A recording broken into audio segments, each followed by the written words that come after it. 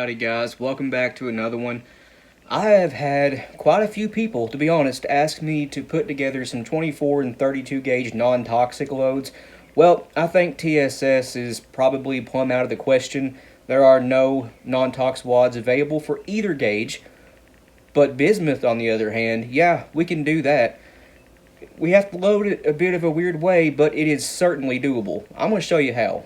Now, to be upfront about this is not load data. This is something I have come up with. We will be doing a range video on it, and that video will be live the same day and time this one goes live. So, if you haven't seen it, go watch it. If you already watched it, let us know how it was. Now, my 24 gauge, if you ain't seen it, it's an Ivor Johnson Champion 24 gauge. It just has an improved cylinder choke. I measured it with a good set of calipers, thanks Martin, and it came out to 573, 574. I measured it 2 or 3 times, 573 to 574, so it's improved cylinder. The cylinder bore on a 24 gauge would be .579, basically a 58 caliber. But improved cylinder, not really that good for patterning, but let's do it at, say, 20 yards. If it looks good at 20, we might step it back to 30. Don't know. So, the components we're going to be using are a Fiocchi brand new and primed 24 gauge hull. These come unskived, so I went ahead and skived it. It's ready to go. We are doing a fold crimp. You do not have to fold crimp this. Most people don't. In fact, I would say almost nobody fold crimps 24 gauge, but it obviously can be done. You can roll crimp this if you want to. I prefer longer haul life, so I do most of my 24 and now 32 gauge with fold crimps.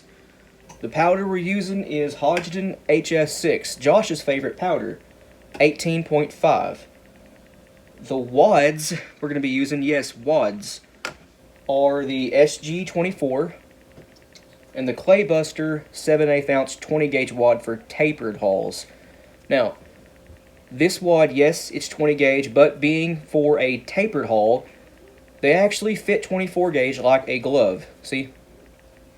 It's a fuzz type. They don't drop in, but you can push them down. They go in like smooth as glass, like they're made for it.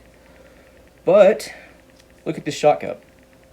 That puny little thing only holds 1/2 ounce of lead. Not much at all.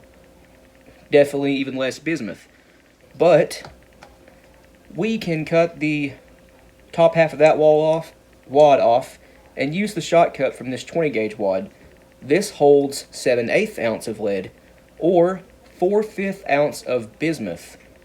It actually overstacks it just a little bit. It holds a little bit more than 3/4 ounce of bismuth in the shot cup, and the rest of it is above it, but that's fine. This shot cup will provide a whole lot better pattern than that one will. And since we are doing a 4/5 ounce load, you do have to trim the middle section out of the wad anyway. So why not go ahead and do 2 and use the better shot cup. I'll do that off camera just to save a little bit of time.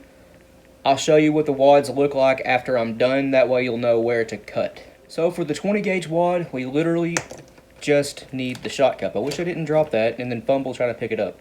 But yeah, just the shot cup. Now for the SG24 wad, we need just the bottom of it and leave 2 stems. I guess that's what I'm going to call them.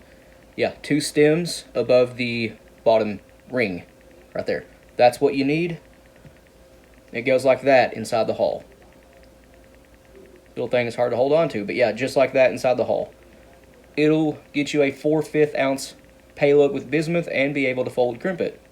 And to fold crimp the 24 gauge, I'm using the OMV 24 gauge 6-point crimp starter and the OMV 24 gauge Rebacitor, which is a middle crimp. I will show you what that does to it when I get to it. But Martin sent these, so again, big thanks to Martin. They are attached to the reload all with 3/4 inch to 7/8 inch rubber freeze expansion plugs. Just screw to it, and then you slide them up in the crimp tubes of the reload all. They're just friction fit. But with these 2 tools right here, this press effectively becomes a 24 gauge press. This one's set up in 12 gauge right now. This one's 16. I wish it was 20, but I have a 20 gauge one. I should have set it up for the video. If you're using the 20 gauge reload all, you can deprime and reprime on that press. I think you actually can with the 16 too. Reprime, yeah. See right there? You can reprime on that too, and obviously you can deprime. Anyway, if this was 20 or 16 gauge, it would be a near fully functional 24 gauge press. You do have to finish the crimp with a GOP or OMV crimp finisher, which is basically like a GOP BN2 or 3. It is a fold crimp finisher, but you can also roll crimp with it if you want to, and it's going to make the shells come out looking like they left the factory if 24 gauge came with a fold crimp from any factory. So, to get this started, there's that. Now we need the base of our SG 24 wad. Seat that right in there, and then we need the 20 gauge 7/8 ounce tapered wad shot cup. So next we need our bismuth. This is from Roto Metals, and it does have antimony added to make it a little bit harder. Antimony in bismuth is a really good thing to have. Bismuth is fairly soft, tends to shatter, crumble a little bit. Well, the antimony really helps with that. So that handful I had in my hand was 0.795 of an ounce. I didn't try to guess that right or anything. I just happened to dump almost exactly 4/5 of an ounce in my hand. I was one pellet off. Cannot believe that. Yeah, now it's exactly 0.80. Wow. But you can see the stack height is exactly right for a fold crimp. Again, you can roll crimp this if you want to. Just shove an overshot card on there, which for an overshot card, I just use 28 gauge nitro card, 24 gauge nitro cards. Tear off one section of it. They come in sections of 3. Use that as an overshot card. What is with my speech?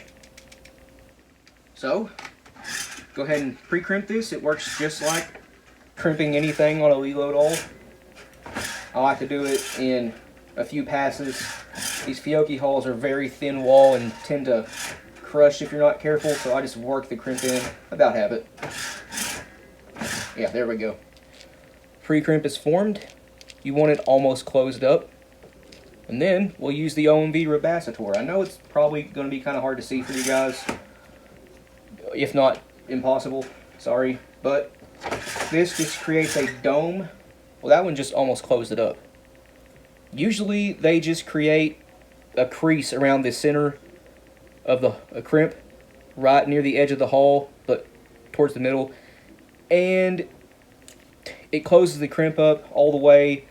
I don't know how to explain it, but watch my other videos using this thing, you'll see what it does. But yeah, just hit it with a GOP now and it'll look like a factory load. Again, if 24 gauge left the factories with fold crimps. I'll do this off camera. And here's what the crimp looks like. It turned out really well. Can't really ask for better than that. I have this little Skeeter's 16 to 24 gauge chamber adapter. It lets you shoot 24 gauge out of your 16 gauge shotguns if you want to. That's actually what I was doing before I actually had a 24 gauge. But you can see this drops right in and out, no problem at all. It is ready to go. And we do have a beautiful, nice round tapered edge on that. Again, you can't really ask for better. This looks incredible. As it turns out, quite a few people that watch us actually own 24 and 32 gauge. I guess it's because we're really the only channel that's posting videos about them, and the people that have them are looking up stuff about their guns and finding us. But that's pretty cool. People watch us that actually own these gauges besides us. And I'm not the only one that's loading bismuth for 24 gauge. There is another guy here on YouTube that has one. His YouTube is just PC. I don't know your name, guy, sorry, but you're pretty cool. Talked to him quite a bit over the last 2 years, but he's loading bismuth for 24 gauge, so I'm not alone. But anyway, I guess that's going to end this one here. Please like and subscribe. We always appreciate that. If you have any questions or comments, leave them in the comment section below, and we'll get back to you. And if you want to, go check out our Patreon. It's as low as $1 a month, and you guys get early access to content. A link to that, as well as a link to our Instagram, Rumble, and merch store will be in the description below. But other than that, you guys take it easy. We'll see you in the next one.